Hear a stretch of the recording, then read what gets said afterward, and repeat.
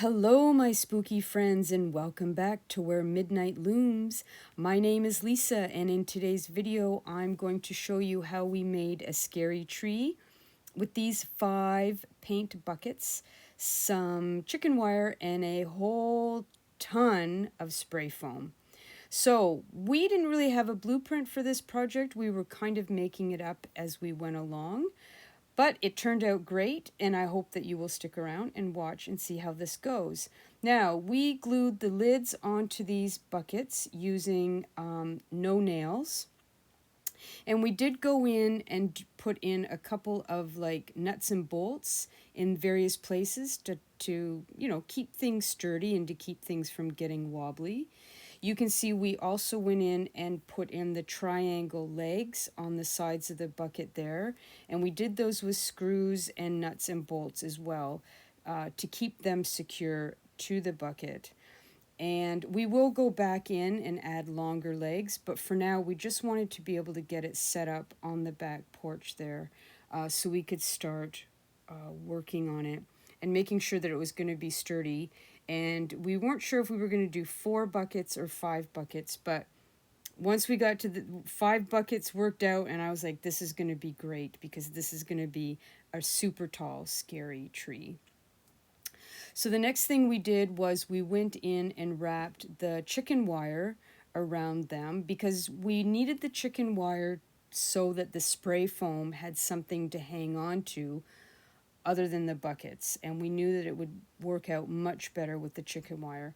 And as you can see, then we went in and cut out the spaces for the eyes at the top and the mouth there in the second bucket. Now, we had wrapped these already with the chicken wire and then went in and cut out the shapes of the eyes and the mouth, which was a little bit of a pain in the butt. And in hindsight, if I was going to do this again, I would cut out the shape in the bucket first and then just sort of work the chicken wire around it. We didn't really need to do it. It was a lot of cutting, let me tell you. But we knew that, again, we didn't have a blueprint for this, so we were kind of making this up as we went along. Now, we wrapped the chicken wire around and then we tied it at the back with zip ties and a little bit of twine here and there, but it held together great. And yeah, so then what we did was we just wanted to make sure that the shapes of the eyes and the mouth were big enough that we could get the LED lights that we wanted to in there, and that we could easily get the lights in and out without causing any rubbing or friction where the spray foam would be around the eyes and again the mouth itself. We are down on the tarp and we are ready to start with the spray foam. Now, you will notice that there's 2 paper towel holder rolls thing coming out the back. We stuck those in there so that the cords from the LED lights could come out easily and connect with the extension cord. So here we have him. He is finally done. 100 cans of spray foam later. I was thrilled to bits. I just couldn't believe how great it turned out, considering we didn't really have a plan of attack. So, yeah, we're looking at it and we're like, okay, this is great. This is really, really fun. The eyes look great. The mouth looks great. The spray foam is hanging onto the chicken wire perfectly. So now we wrap some more chicken wire around the legs on the bottom, and we know that we have to extend the legs out. So we screw on some old boards there so we can have a little bit better balance with the tree. There, yeah. And then we know we have to shove a bunch of paper and some stuff underneath the chicken wire going around the base where the buckets are, because otherwise we're just going to be spray foaming forever. So yeah, you can see there, we just put some newspaper and old papers in around the bottom of the buckets, and then Katrina just did the spray foam over top of all of it, and it worked out great.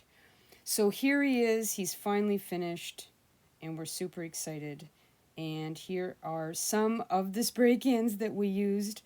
Oh my God, we went through so much spray foam. Okay, so I decided I was just going to paint it black as the base, And then I went in with some grays and some greens and some browns, and I tried to get a little bit fancy with the painting.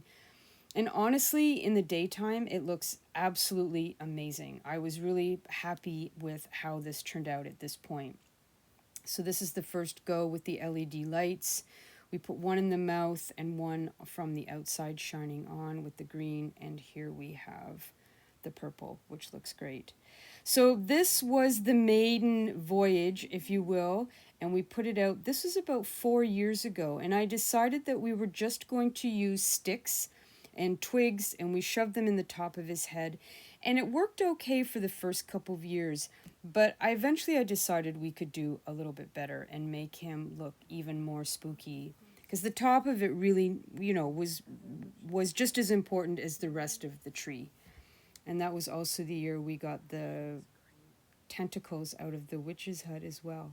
So this was the first year. This was last year. I decided to use old Christmas tree branches in the top of his head, which worked great, except it didn't really illuminate as well as I wanted it to with the lights and everything outside in the dark. So I went in this year and I did a little bit of spray paint with some gray, and then I decided to go in and pull them out and spray paint all of them with that light gray. And here you can see the holes that I drilled in where the branches go in, just sort of willy-nilly. And then I might put a spotlight in the middle to try and illuminate the top of the tree and his sort of hair with a light. Stay tuned for that. So I have also gone in this year in 2025 and I spray painted everything up there light. I'm going to go back in and actually do more. But I repainted the tree, as you can see, with some light gray latex paint, and to make it so that he is much better illuminated at night. The tree needed to be lighter because it was just too dark, and no matter what I shined on it, it just didn't look the way I wanted it. So here he is in the day, and I'm lucky enough to have a nice overcast rainy day to show you quickly. Yeah, I love it. He's probably one of my most favorite things that we've made to date. And yeah, I've got the logs around the bottom there to hide his his ugly toes. Okay, so now I'm gonna show you what he looks like at night. Okie dokie, my spooky friends, here he is. I think he looks absolutely fantastic. Oops, sorry about the alarm or the sirens. So I went in today and we have these old logs that I keep year after year, and I use them to cover up the part of his legs or his feet there that don't look like they actually belong to a tree. So I think this looks kind of cool. So yeah, I'm really loving how he is looking this year. I think everything turned out great, and painting him the lighter gray color has definitely made a difference. And the branches on the top of his head also look fantastic. Sorry, I thought coming out at 1:30 in the morning would mean that there was no traffic and no cars, but I guess I was wrong. And I do have a spotlight there in the middle. I'm not sure how great of a job it's doing, but it'll stay there until I find something better to work with, or to do what I want to do, or need to do. That car. That guy needs a muffler. I don't know what's going on. Anyways, there you have it, my spooky friends. I hope that you enjoyed that video, and I hope that it will inspire you to also make some kind of scary tree for your yard.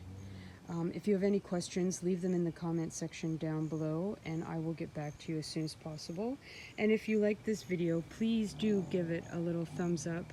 I would really appreciate it, as this is a brand new channel and I could use all the help I can get.